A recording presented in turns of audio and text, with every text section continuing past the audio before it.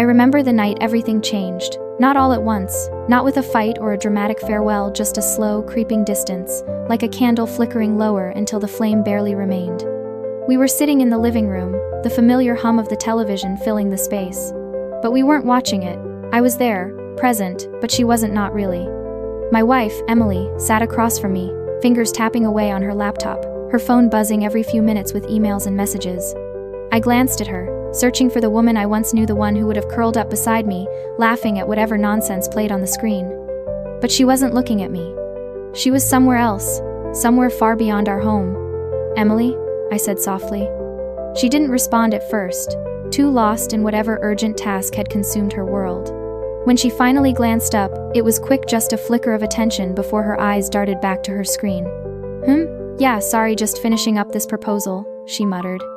A proposal. A project. A deadline. It was always something.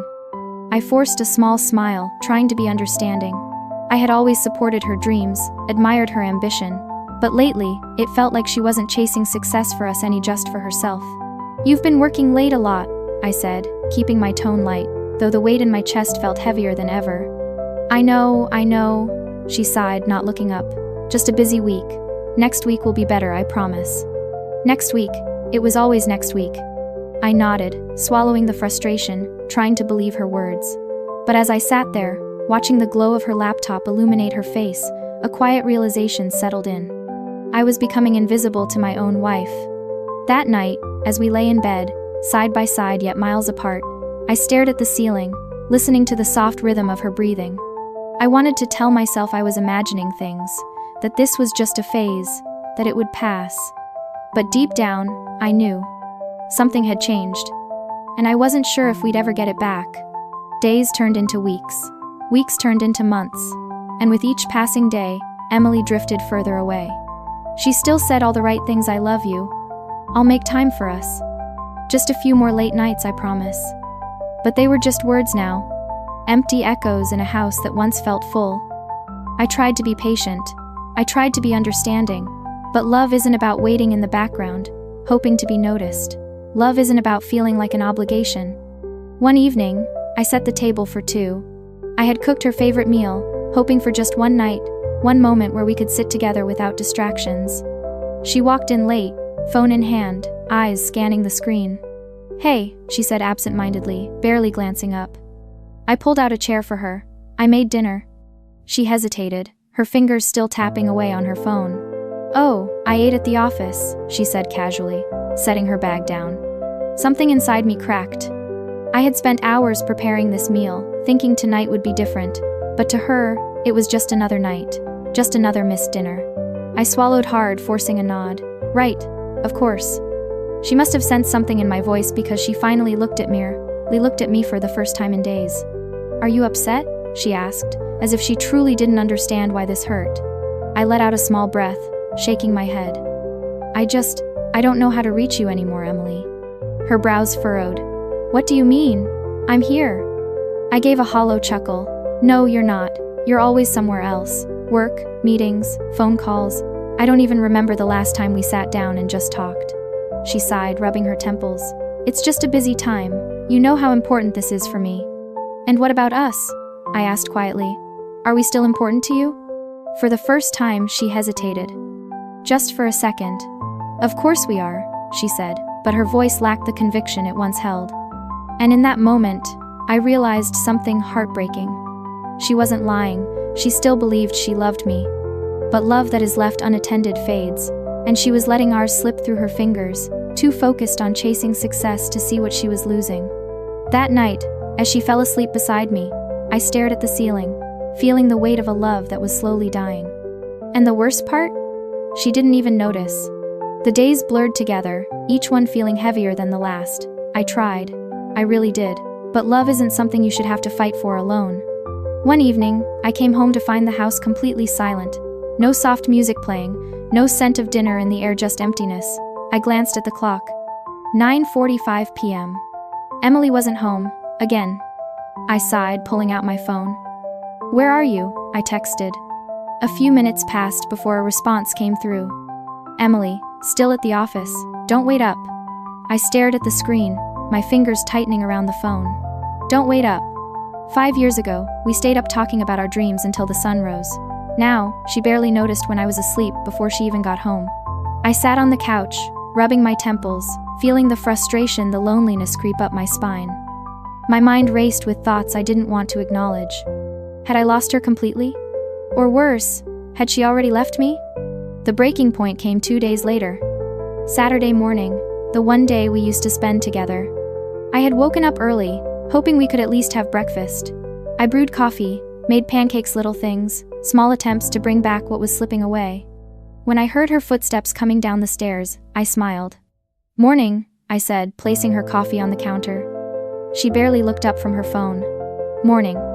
She grabbed the cup absent-mindedly, took a sip, and turned right back toward the door. I frowned. "Where are you going?" "Meeting with investors," she said, slipping on her coat. "On a Saturday?" She sighed, irritated, finally looking at me. "Yes, on a Saturday. You know this is important." I exhaled sharply, setting down my mug. "Yeah, Emily, I know it is. But do you know what else is important?" She paused, her brow furrowing. "Us." I gestured between us. "This marriage. This life we built together. Or did that stop being important a long time ago?" Her eyes flashed with frustration. "That's not fair." "No?" I scoffed. "Then tell me, Emily, when was the last time we spent a day together? When was the last time you even asked how I was doing?" She crossed her arms, shifting uncomfortably. "I'm doing this for us, so we can have a better future." I shook my head, laughing bitterly. "You keep saying that, but when does the future actually begin? When you're done working 14-hour days? When your company finally makes enough money? Or when I've finally given up waiting for you to come home?" Her face fell slightly, but she didn't answer. That silence was the worst part. I took a deep breath, my chest aching. "I need to know the truth, Emily. Do you even want this marriage anymore?"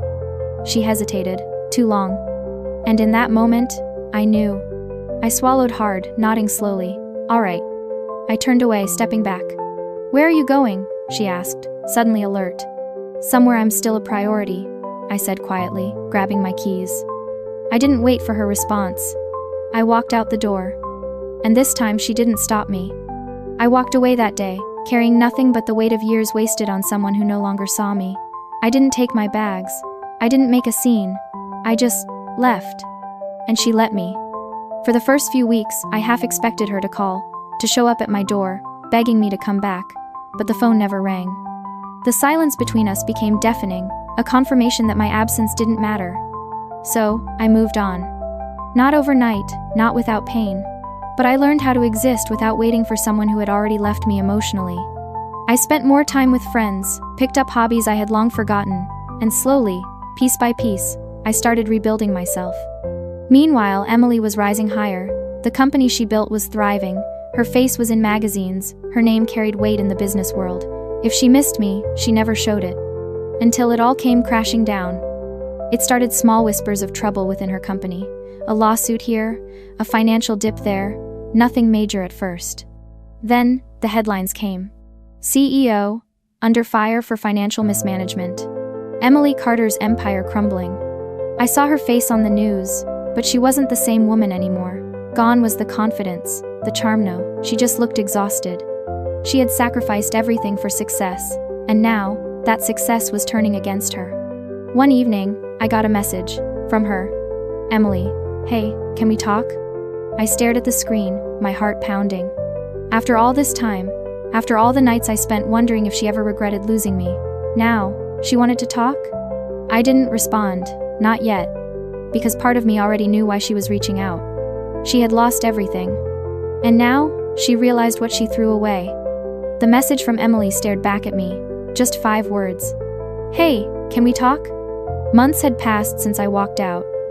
Months where I had slowly stitched myself back together, learned to live without her. And now, she wanted to talk? I didn't respond. Not because I didn't have things to say, but because I knew exactly why she was reaching out. Not because she missed me. Not because she suddenly realized she loved me. She was reaching out because her world was falling apart. The woman who once had everything, wealth, power, status, was now a headline for failure. And when the world turned its back on her, she finally remembered the man who never did. I set my phone down, refusing to let it shake me. I wasn't her safety net. Not anymore. But Emily didn't stop at one message. A day later, another text came. Emily, please, just one conversation. Then another. Emily, I know I messed up, I don't know where else to turn. She was desperate, and part of me still felt something. Not love, not anymore, but a memory of what we once had. So, against my better judgment, I finally responded. Meet me at the cafe on 5th, tomorrow, 7 p.m. One meeting, one final chance for her to say whatever it was she needed to say. But what I didn't expect was how broken she would look when I saw her again. The cafe on 5th was quiet when I walked in, the kind of place where you could hear the clinking of cups, the low murmur of conversations blending into the background. I had been here before with her, back when we still made time for each other. But today was different. I spotted her immediately. Emily sat at a corner table, her hands wrapped around a coffee cup like she was trying to steal warmth from it. She looked up as I approached, and for the first time in years, I saw something I never thought I'd see in her. Defeat. Her hair was pulled back in a messy bun, dark circles beneath her eyes, her once powerful presence reduced to something smaller, something fragile. She wasn't the woman on magazine covers anymore. She was just Emily. Hey, she said softly, her voice barely above a whisper. I sat down across from her, leaning back in my chair. I didn't say anything. I wanted her to speak first. She swallowed hard, looking down at her hands. I don't even know where to start. I folded my arms. Try the beginning. She let out a small, bitter laugh, shaking her head. I thought I had it all figured out. I thought if I worked hard enough, if I built something big enough, I'd be happy. That we'd both be happy. I didn't respond. I wasn't here to comfort her. She sighed, running a hand through her hair. But I was wrong, about everything. I could feel the weight of her words, but I stayed silent, letting her continue. I lost the company, she admitted, her voice breaking.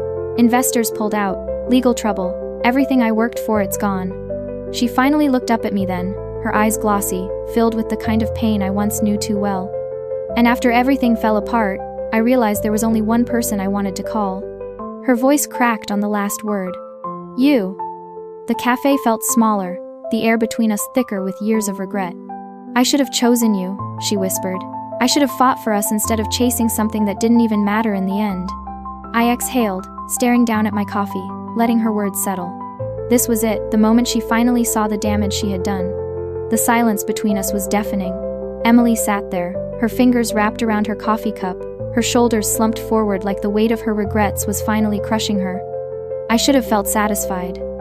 This was the moment I had imagined so many times, sure, realizing what she lost, breaking under the weight of her own choices. But instead, I just felt empty. Say something, she whispered, her voice fragile. Please. I let out a slow breath, my fingers tapping against the table. What do you want me to say, Emily? She looked up at me, eyes filled with desperation. I don't know. I just needed to see you. I needed you to know I'm sorry. I nodded slowly. Okay. Her brows furrowed. Okay, that's it? What else is there? I asked, my voice calm but firm. You made your choice, Emily. You didn't just pick your career over me, let it consume you. You let me become an afterthought. And now that it's all gone, you expect me to just, what? Act like none of it happened? Her lips parted slightly, but no words came out. You know what hurts the most? I continued, my voice steady. I supported you. I wanted you to succeed. I never once asked you to choose between me and your dreams. But you made that decision on your own. You made it clear where I stood. Tears welled up in her eyes, and for the first time since this conversation started, she truly looked broken. I know, she whispered, and I hate myself for it. I leaned back, staring at her. The woman I once loved. The woman I had waited for, fought for, lost myself for. And yet, here we were, two strangers sitting across from each other, too much history between us, and nothing left to salvage. So what now? I asked, my voice quiet. She hesitated, wiping at her eyes. I don't know, she admitted. I don't expect you to take me back. I just wanted to see if there was still a chance. If maybe, after everything, you could still forgive me. I swallowed hard, the weight of her words pressing into me. Forgiveness? I repeated. Maybe, one day, but a second chance? No, Emily, that's not something I can give you. She sucked in a sharp breath, her face crumbling. I loved you, I said, my voice firm. But love isn't something you come back to just because everything else fell apart. You didn't choose me when you had everything, and now, I won't be the person you settle for when you have nothing." Her lips trembled, and she nodded, as if she had known this was coming, but hearing it still shattered her. For the first time, she truly understood. I stood up, sliding my chair back. "Goodbye, Emily." She didn't stop me this time. She just sat there, watching as I walked away, just like I had watched her walk away from me all those months ago. And as I stepped out of that cafe, I felt something I hadn't felt in a long time. Peace. Because for the first time, I wasn't waiting for her anymore. I was finally free.